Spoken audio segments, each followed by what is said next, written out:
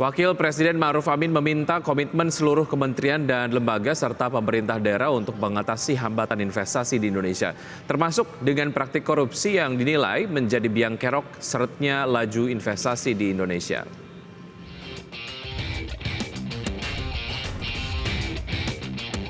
Pemerintah terus mendorong dilakukannya reformasi birokrasi hingga penyederhanaan regulasi demi menggenjot investasi. Wakil Presiden Ma'ruf Amin bahkan meminta komitmen seluruh kementerian, lembaga, dan pemerintah daerah untuk mengatasi hambatan investasi di Indonesia.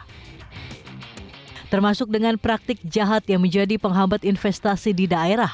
Hal ini yang menjadi sorotan adalah pemberantasan korupsi. Pasalnya korupsi menjadi hambatan pengusaha untuk berinvestasi. Upaya perbaikan iklim investasi secara terus-menerus mesti dilakukan agar pertumbuhan investasi dan perekonomian tidak terhenti. Berbagai fasilitas, kemudahan, dan insentif telah ditawarkan di bawah payung hukum Undang-Undang Cipta Kerja. Pembangunan kawasan ekonomi khusus juga terus dikembangkan sebagai satu kawasan yang representatif bagi para investor.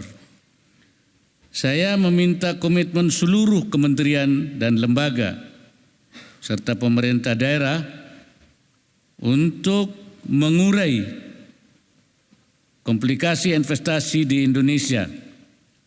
Terus lakukan reformasi birokrasi, transformasi tata kelola, dan implementasi regulasi yang jelas, tepat, dan sederhana.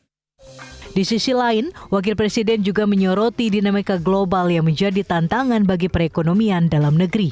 Misalnya dari inflasi yang tinggi, suku bunga tinggi, konflik geopolitik, dan fragmentasi geoekonomi global. Tentu saja perekonomian Indonesia tetap tumbuh dan terjaga, salah satunya didukung oleh investasi yang menopang pembangunan berkelanjutan. Jakarta, Tim Liputan IDX Channel.